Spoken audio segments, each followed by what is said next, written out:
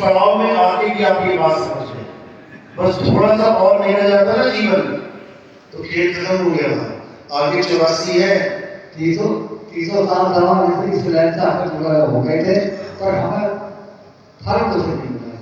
देखो जब बीज नकली हो गई तो पेड़ में से फल कैसे निकलेगा, पहले बताओ। पेड़ ही बनेगा पहली बात। ये नकली बीज है। जाप मरे, अजपा मरे, अनहद भी मर जाए, जो मर जाए वो नकली माल है। जाप नकली माल है, अजपा नकली माल है, अनहद नकली है। सुन समाए शब्द में वाको काल ना खाए, ये है असली। इसी का ज्ञान चाहिए हमें, और कोई ज्ञान नहीं चाहिए। कोई कहे आप हमें परमात्मा दिखा दो, उसको कहो ये जोड़े हाथ। हमें परमात्मा नहीं देखना है, हमें परमात्मा होना है, समझे? गरिदास जी की वाणी है, कहते हैं कोटि तो ब्रह्मा भय, कोटि भय ईश, और साहिब तेरी बंदगी से जीव होए जगदीश। यानी हमने उस अवस्था में रहना है जिस अवस्था में परमात्मा रहता है। कौन सी अवस्था में रहता है वो? निज अवस्था में। 3 गुणों से ऊपर रहता है वो, और हम 3 गुणों के नीचे फंसे हुए हैं। अब करना क्या है? हे अर्जुन, जो मेरी त्रिगुणी माया को लांघ जाते हैं, यानी जो अपने आप को काया ना मानकर अपने आप को आत्मा तत्व पहचान जाते हैं, वही मुक्त हो पाते हैं, नहीं तो सब धक्के खाते हैं। इसी को समझना है, इसी से मुक्ति मिलेगी, और कोई रास्ता है ही नहीं। हमने तो गुजर जब आपका सत्संग सुना, आपने जो बात अभी बताई ये हमने सुना, सुनने के बाद जो है हमें पता लगा कि हम जो है शरीर नहीं है, बहुत बढ़िया, हम एक जीव हैं। तो जब से हमारी जो आपसे लगी हुई थी, आपके साथ सत्संग हमने भोग करके मालूम करा, तो आपने बताया अगर 1 तारीख को मिलूंगा करेंगे, क्या तारीख नवंबर को ले रहे हैं, 1 जनवरी को आप बोले करो, फिर भूल लगाया, तो आपने बताया कि 31 तारीख से शाम को और 1 जनवरी तक मैं सत्संग वहाँ कर। बिल्कुल, इसीलिए आप यहाँ पे हैं। हम जो है जब से इसी जो मैंने करते हो गुरु जी के दर्शन करो। चलो बहुत अच्छी बात है। तो घर वालों ने कोई विरोध तो नहीं किया? घर वाले भी वहीं होंगे जुड़े हुए साथ?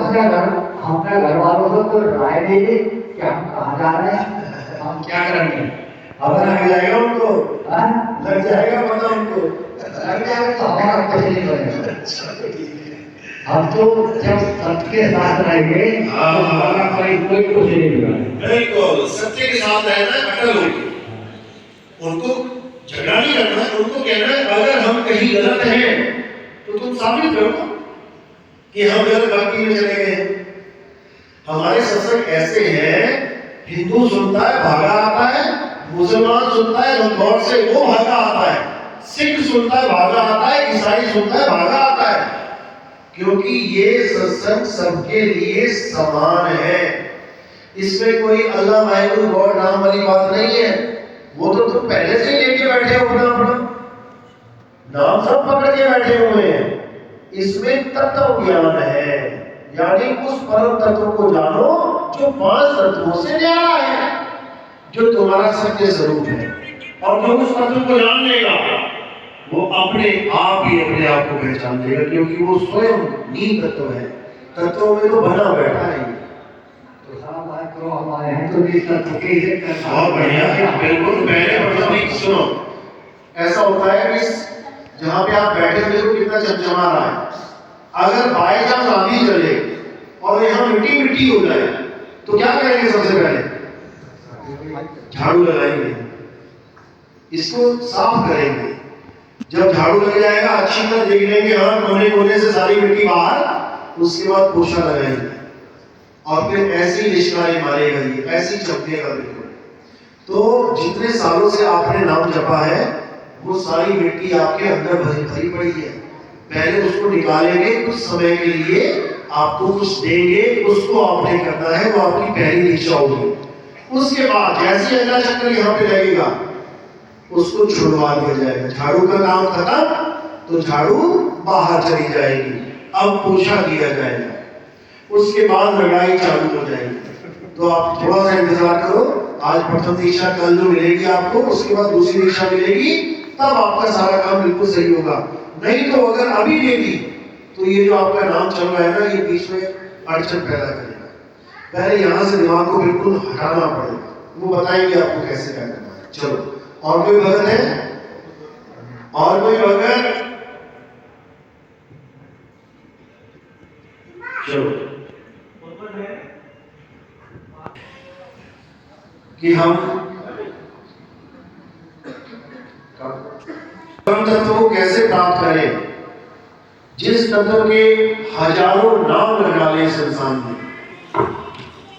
हिंदुओं ने हिंदी में, अरबियों ने अरबी में, अंग्रेजों ने अंग्रेजी में, जापान वालों ने जापानी में, चाइना वालों ने चाइनीज में, एक ही चीज के लाखों करोड़ों नाम रख दिए, पूरा ताना बाना बुन दिया।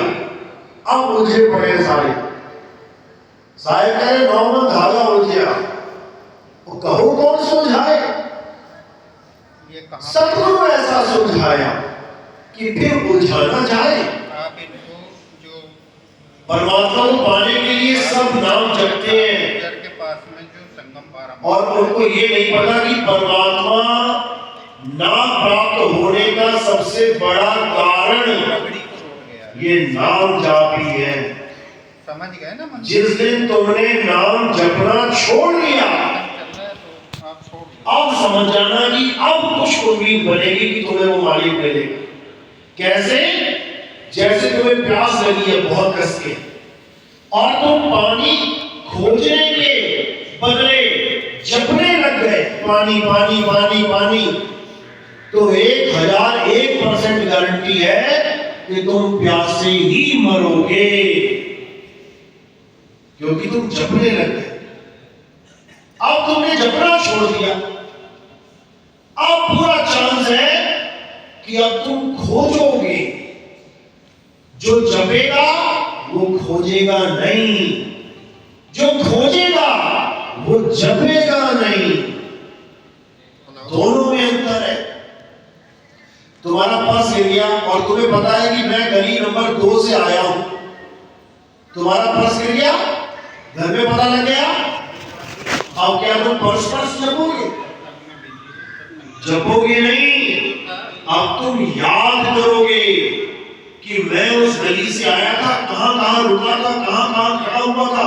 बस वही याद करते करते करते करते करते तुम पर्स तक पहुंच जाओगे। इसको जैसे भी लेके आ तो जपना अलग बात है, याद करना अलग बात है। जपने का मतलब होता है मंत्रों का जाप करना, अक्षरों का जाप करना, और याद करने का मतलब होता है स्मरण करना, जिसको पंजाबी में कहते हैं सिमरन करना। तो संतों ने सिमरन की बात करी है, जपने की नहीं। एको सिमरो नानका, जो जल थल रहा समाए, और वाही को क्यों सिमरिए, जो जमने दे मर जाए। उसकी पूजा क्या करूं जो पैदा होता है और मर जाता है? हमारा परमात्मा ना पैदा होता है ना मरता है, उसका सिमरन करना है, उसको याद करना है। और हमारा ये गुण है सुरत का, जिसको हम याद करते हैं हम उसी का रूप धारण कर लेते हैं। आप सांप की पूजा करोगे, कोई माई का लाल नहीं है जो आपको अगले जन्म में सांप बनने से रोक दे। आप पीपल की पूजा करोगे, कोई माई का लाल नहीं है जो आपको पीपल बनने से रोक दे। आप तुलसी की पूजा करोगे, कोई माई का लाल नहीं है जो तुलसी बनने से रोक दे। जैसे उस ऋषि ने हिरण का सेवन कर लिया, अंत समय में सारी उम्र राम राम राम राम करता रहा, हरे कृष्णा हरे वासुदेव करता रहा, और अंत समय में हिरण के बच्चे का सिमरण कर लिया। उस हिरण के बच्चे का सिमरण, भगवान के पूरे जन्म का सिमरण उस पे भारी पड़ गया भारी। हिरण का बच्चा बन गया, पड़ गया उसको। ये सूरत का गुण है, इस साहिब कह रहे हैं, कहे कबीर सोई जन बच गए, जिन शब्द में सूरत संभारी, गगन में अगिया लागी बड़ी भारी। ये बहुत बड़ी आग लगी है और इस आग में बड़े बड़े धुरंधर जल गए। सूरज जल गया, चंदा जल गया, नौरक तारा जारी, गगन में अगिया लागी बड़ी भारी। धरती जल गई, अंबर जल गया, जल गई सृष्टि सारी, गगन में अगिया लागी बड़ी भारी। कहे कबीर सोई जन बच गए, जिन शब्द में सूरत संभारी, गगन में अगिया लागी बड़ी भारी। जिसने शब्द में सूरत संभाल ली, अब उसकी सूरत शब्द में ही लीन हो जाएगी। सूरत समाए शब्द में, वाको काल न खाए, और जाप मरे अजमा मरे, अनहद भी मर जाए। सारा खेल शब्द का है। अब क्या करना है? केवल शब्द भेदी गुरु धारण करना है, जो तुम्हें शब्द का भेद बताए, जो तुम्हें तत्व ज्ञान दे। वो नहीं कि कोई कहे देखो दोनों हाथों के बीच में परमात्मा दिखाई दिया, हाँ दिया, मारे गए। कोई कहे देखो सूर्यदेव भगवान ने, मान लिया, मारे गए। कोई कहे चंद्रदेव भगवान ने, मान लिया, मारे गए। यानी कोई भी दिखने दिखाने वाली चीज को अगर तुमने परमात्मा मान लिया, जो तुमसे भिन्न दिखाई दे रही है, तो समझ जाना मारे गए। साहिब समझा रहे हैं कि तेरा और मेरा जो असली स्वरूप है वो शब्द स्वरूप है। उसके अलावा किसी को नहीं मानना है, नहीं जानना है।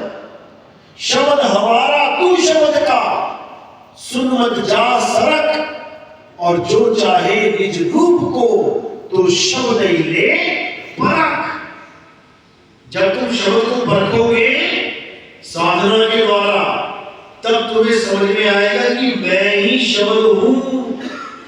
हम हैं शब्द, शब्द हम माही, हमसे भिन्न और कुछ नहीं। तुमसे भिन्न अगर कोई भी चीज दिखाई दे रही है, माया है, क्योंकि परमात्मा तुमसे भिन्न नहीं है। लोग कहते हैं आत्मा परमात्मा अलग कैसे हो गए? अरे वो एक होते हुए भी अलग है, अलग होते हुए भी एक है। आत्म में राम, राम में आत्म, छीनस गुरुमुख विचारे। वो एक भी है और वो दो भी है। एक कहूं तो है नहीं, और दो कहूं तो गाली। जैसा है तैसा कहूं, कहे कबीर विचार। लेकिन ये ऐसे समझ में नहीं आएगा कि कोई बातों से समझना चाहे, बातों से समझ में नहीं आएगा। ये आएगा अनुभव ज्ञान से। साहिब कहते हैं जो अज्ञानी जीव है वो ज्ञानियों का मजाक उड़ाता है। अरे क्या मजा आता होगा इसे, क्या आनंद आता होगा। झूठ बोलते हैं सारे। आत्मा में भी कोई आनंद होता है क्या? क्यों? क्योंकि उसे उस आनंद का बोध नहीं है वो भी आत्मा। ऐसा नहीं कि अज्ञानी जीव आत्मा नहीं है, उससे उसका बोध नहीं है। इसलिए साहिब ने दोहा बोला, ज्ञानी जन के आनंद को अज्ञानी नहीं जाने, नर नारी के सुख को जैसे खस्सी नहीं पहचाने। एक हिजड़ा है, अब वो क्या सोच सकता है ज्यादा से ज्यादा कि लोग शादियां क्यों करते हैं? क्या सोचेगा? कितना ही सोच रहे कि क्या आनंद आता होगा इन लोगों को। क्या वो कभी अनुभव कर सकता है? कभी सोच भी नहीं सकता वो। इसी प्रकार अज्ञानी जीव कभी सपने में भी नहीं सोच सकता कि ज्ञानी जन किस आनंद में रहते हैं। कौन से आनंद में रहते हैं? सत्य चित आनंद। ये सत्य का आनंद है। सोच भी नहीं सकता, वो सोच भी, क्योंकि उसका बोध नहीं है। तो इसीलिए विरोधाभास होता है। लोग सत्य का कटाक्ष करते हैं। लोग कहते हैं क्या शब्द शब्द लगा रखा है, क्या है शब्द, शब्द को ही मिथ्या करने में लग जाते हैं। क्यों? क्योंकि शब्द का भेद नहीं जानते, शब्द के आनंद को नहीं जानते। वो शब्द किसी और के मान बैठे हैं। कोई दिखने दिखाई देने वाली चीज को शब्द मान लिया, किसी ने मंत्रों को शब्द मान लिया, किसी ने सांसों को शब्द मान लिया, किसी ने तत्वों को शब्द मान लिया। और जो असली शब्द है, जो आत्म तत्व है, उसको नहीं जान पाते, इसीलिए धक्के खाते हैं लक्ष्मण से। तो दूर से घी कभी भिन्न नहीं है, लेकिन फिर भी दूध और दही में अंतर है। याद रखने इस बात को। ये आगे खुलेगी वाणी, ये आगे का ज्ञान और आगे मिलेगा कि ये सृष्टि कैसे होती है। लेकिन उसी को समझ में आएगा जिसको शब्द का अनुभव होगा, वही मेरी बात को समझ पाएगा कि मैं बोल कहां रहा हूं। ज्ञानी जन की बात को अज्ञानी नहीं जाने, इतना समझ लेना। तो ये सब समझाया जाएगा अच्छे से। आत्म पसारा करने हारा प्रभु बिन नहीं जानिए। ये सारा आत्मा का पसारा है जो तुम्हें दिखाई दे रहा है ना, ये जितना भी, ये सब आत्मा का पसारा है, ये परमात्मा का पसारा नहीं है। गुरु ग्रंथ साहब की वाणी है, आत्म पसारा करने हारा बिन प्रभु नहीं जानिए। लेकिन ये तब समझ में आएगा जब अनुभव होगा, वरना गुरु ग्रंथ साहब में भी और वाणियों में भी सब परमात्मा की सृष्टि बता रही है कि परमात्मा ये सब कुछ करने वाला परमात्मा, वो एक ताकत का, एक शक्ति का, उसका आह्वान है, उसकी जय जयकार है कि परमात्मा की ताकत से सब कुछ स्थिर है। शब्दे धरती, शब्दे आकाश, शब्दे शब्द भया प्रकाश। अब अज्ञानी जीव क्या कहेगा कि धरती भी शब्द है। देखो कह रहे हैं ना, शब्दे धरती, धरती भी शब्द है, आकाश भी शब्द है। जबकि वो ये नहीं जानता कि धरती और आकाश नाशवान है, ये पैदा होते हैं, नष्ट हो जाते हैं, प्रलय में सब खत्म हो जाता है। तो ये शब्द कैसे हो गए? भाव को नहीं पकड़ रहे। शब्दे धरती, शब्दे आकाश, शब्दे शब्द भया प्रकाश। यानी इस दुनिया में तुम्हें जो कुछ भी दिखाई दे रहा है वो शब्द की शक्ति से स्थिर है। शब्द की ताकत की महिमा है, ना कि परमात्मा की वजह से ये सृष्टि बनी हुई है। ये आत्मा का खेल है सारा, क्योंकि अगर तुम आत्मा को भी नहीं जान रहे हो, जिस दिन तुम्हें आत्मा का ज्ञान हो गया उस दिन तुम्हें पता लग जाएगा कि ये सृष्टि कैसे बनती है। अगर परमात्मा ने ये सृष्टि बनाई होती, युगों युग बीत गए, हाहाकार मचा हुआ है संसार में। हर संत, हर महंत, हर ज्ञानी यही कह रहा है कि मायावी संसार है, मायावी संसार है। तो सीधे परमात्मा से अरदास क्यों नहीं लगा देते कि ये मायावी संसार खत्म कर दो, हम सबको मुक्त कर दो। इतनी वाणियां पढ़ी, सारे संत यही कह रहे हैं कि संसार माया है, बचो इससे, बचो बचो। अरे जिससे बनाई है उसको अर्जी लगा दो ना कि खत्म कर दे इसको, क्यों नहीं लगा देते? क्योंकि उसने बनाई नहीं है। जिसने बनाई है वही खत्म करेगा। आत्म पसारा करने हारा बिन प्रभु नहीं जानिए। प्रभु तो केवल तुम्हें जनाएगा कि तुमने सृष्टि कैसे कर दी है और इसको खत्म करना है, तो तरीका क्या है? इतना सा खेल है, लेकिन इसको समझने में जन्मों जन्म हो जाते हैं। अब कोई सोचे कि मैंने सृष्टि कैसे करी है, ये भी बड़ा चक्कर है। इसका उदाहरण समझाता हूं आपको। अच्छी तरह समझना। एक आदमी बैठा बैठा सोचने लगा कि कौन है जिसने ये दुनिया बनाई है, कौन है इस दुनिया का मालिक। मुझे दुनिया के मालिक से मिलना है। उसने ग्रंथ बना के पढ़ने लगा वो। अब ग्रंथों में क्या लिखा? एको ब्रह्म द्वितीयो नास्ति, ब्रह्म ने ही सृष्टि बनाई है, ब्रह्म ही परमात्मा है, ब्रह्म ही ये है, ब्रह्म ही वो है, ब्रह्म ही सारे खंडों ब्रह्मांडों का मालिक है। अब उस आदमी को एक शौक जाग गया, एक लगन लग गई कि मुझे ब्रह्म की प्राप्ति करनी है। चला गया गुरु के पास। गुरु कहता क्या चाहिए? कहता मुझे ब्रह्म का दीदार करना है, मैं ब्रह्म को देखना चाहता हूं, ब्रह्म ने कैसे ये दुनिया बना दी। गुरु ने कहा ठीक है बैठ जा। अब लग गया वो भक्ति करने, जो गुरु ने सिमरन दिया लग गया उसको करने। करते करते करते करते करते करते करते करते जब उसे जागृति हुई, जब उसे प्राप्ति हुई, तब वो क्या बोल उठा? अहम ब्रह्मस्मि, मैं ही ब्रह्म हूं।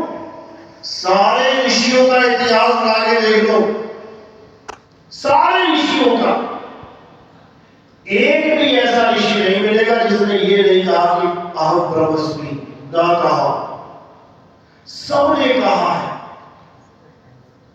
आप शिव महापुराण देखोगे, उसमें लिखा है शिव जी ही ब्रह्म है।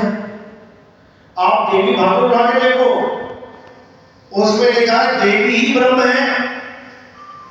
आप विष्णु पुराण उठा के देखो, उसमें लिखा है विष्णु जी ही ब्रह्म है। अब इतने सारे ब्रह्म कहां से आ गए? इतने सारे ब्रह्म, ऋषि भी ब्रह्म कह रहे हैं हम ब्रह्मस्मि, मैं ही ब्रह्म हूं, देवी देवता भी कह रहे हैं मैं ब्रह्म हूं, तो इतने सारे ब्रह्म कहां से आ गए? इसको समझना पड़ेगा। ब्रह्म एक अवस्था का नाम है। हमारे देश के कितने प्रधानमंत्री इस वक्त? एक ही है ना, लेकिन टोटल कितने हुए? समझ रहे हो बात को? हमारे देश में अभी एक प्रधानमंत्री है, लेकिन जब उनके ऑफिस में जाओगे तो कितने प्रधानमंत्रियों के नाम लिखे हैं? बहुत सारे। समझना पड़ेगा बात को। अब कोई झगड़ा मचा के बैठ जाए, अरे ये तो बहुत सारे ब्रह्म बना रहा है। ब्रह्म एक ही है, ब्रह्म अवस्था का नाम है। समझ लो इसको। ब्रह्म अवस्था में आके ब्रह्मांड की उत्पत्ति होती है, और ब्रह्म से जब परे हो जाते हो तो फिर ये भेद भी खत्म हो जाता है। जब पार ब्रह्म में पहुंचते हो तो ब्रह्म के भेद भी खत्म हो जाते हैं, क्योंकि ब्रह्म के भेद में बहुत सब नाम आएंगे। ये भी ब्रह्म है, ये भी ब्रह्म है, ये भी ब्रह्म है, ये भी ब्रह्म है। जब पार ब्रह्म में पहुंचते हो तो एक ही रह जाता है, फिर बहुत सारे नाम नहीं आते, फिर बहुत सारों का खेल खत्म हो जाता है। जैसे नदियां बहुत सारी हैं, जब समुद्र में गिर गई तो बहुत सारे नाम नहीं रह जाते। समझने की बात है, प्राप्ति की बात है, ये अनुभव की बात है। इसलिए साहिब ने कहा कर्मी तज कथनी कथे, अज्ञानी दिन रात और कुकर समान भौकत फिरे, सुनी सुनाई बात। आज जितने लोग बैठे हुए यूट्यूब पे, टीवी में, ये सब किसी ना किसी से सुन के बोल रहे हैं। किससे सुनाओगे उन्हें? इनके गुरुओं से। जो गुरुजी सत्संग करते थे, बैठा बैठा चेला सुनता था, गुरुजी एक्सपायर हो गए, अब चेला बैठ गया आगे गद्दी पे, अब वही डिटो कॉपी चेला बोल रहा है। बोलना पड़ेगा, क्योंकि गुरुजी बोल नहीं रहे, उनसे अलग कैसे बोल देंगे? लेकिन अगर उसका अपना अनुभव हुआ, सत्य का अनुभव हुआ, तो भले उसका गुरु 2 लाइन गलत बोल के चला गया हो, लेकिन वो 1 लाइन भी गलत नहीं बोलेगा, क्योंकि वो करनी पे आ गया है और बाकी करनी कजरी कथनी कथन है। इस महात्मा का सत्संग सुन लिया, 2-4 पॉइंट इधर से ले लिए, उस महात्मा का सत्संग सुन लिया, 2-4 पॉइंट वहां से ले लिए, उसका सुन लिया, 2-4 पॉइंट वहां से ले लिए और खिचड़ी बनाकर तुम्हारे सामने रख दी। ये अज्ञान है, ये 84 में जाने वाला सामान है, क्योंकि ना तो अनुभव कर पाया है, ना ही उसके पीछे लग के तुम कभी अनुभव कर पाओगे। बात ये है, इसीलिए साहिब बिल्कुल क्लियर समझाते हैं, अनुभव ज्ञान बिना सब छूटा। कितना ही तुम्हें कोई आकर्षित कर दे, कितना ही अच्छा ज्ञान समझा दे, सुना दे, लेकिन अगर तुम अनुभव नहीं कर पाए तो सब झूठ है। अनुभव ज्ञान बिना सब झूठा, झूठी हाट लगाई, ये दुकान झूठ की लग गई। चले थे परमात्मा को पाने, 84 की टिकट कटवानी सीधी। इसीलिए कबीर साहब अनुभव ज्ञान की बात करते हैं कि पहले सत्य का अनुभव करो। जिस दिन सत्य का अनुभव हो गया, तब क्या अवस्था बनेगी? जब मैं था तब हरि नहीं, अब हरि है मैं नहीं। ये बनेगा तब खेल।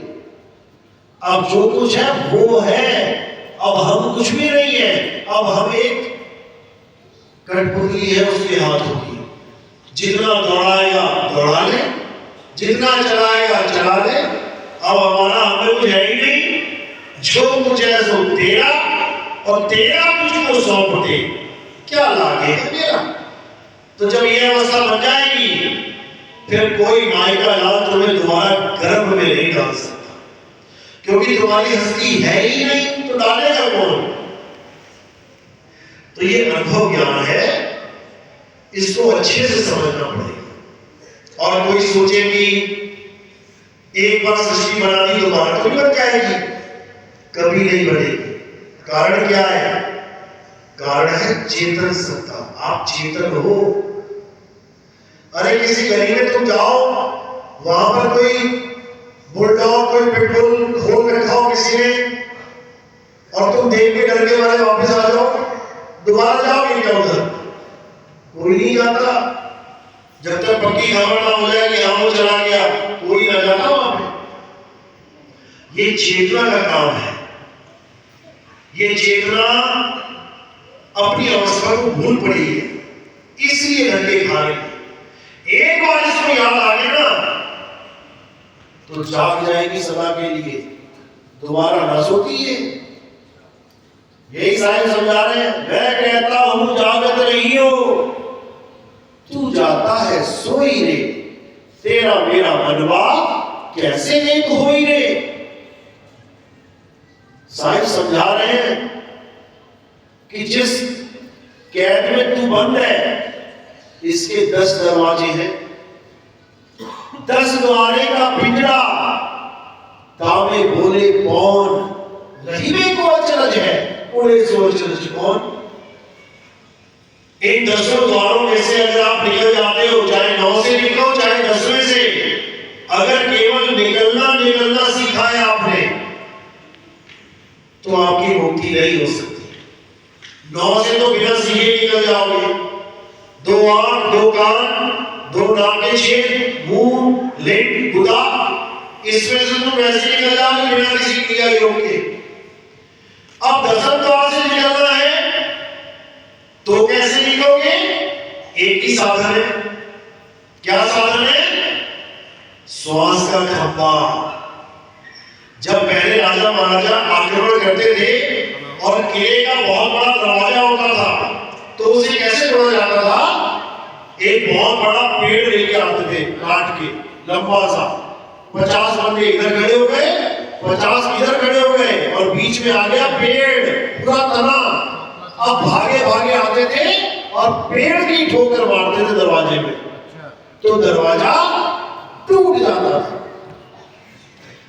अब वो तो है पेड़, अभी तुम्हें इसलिए तोड़ दिया। अब हमारे घर से दरवाजे को कैसे तोड़ते हैं योगी? अभी व्यवस्था कर रहे हैं। किससे तोड़ेंगे? तुम हो कहाँ पे? कहाँ योगी तोड़े सांस से।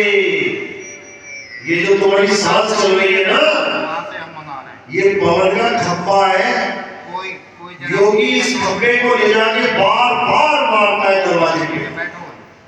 बार बार मारेगा जब तक ये टूट ना जाए। और टूट गया तो क्या होगा? उसके प्राण पखेरु 10वें द्वार से निकल जाएंगे। उससे क्या हो गया?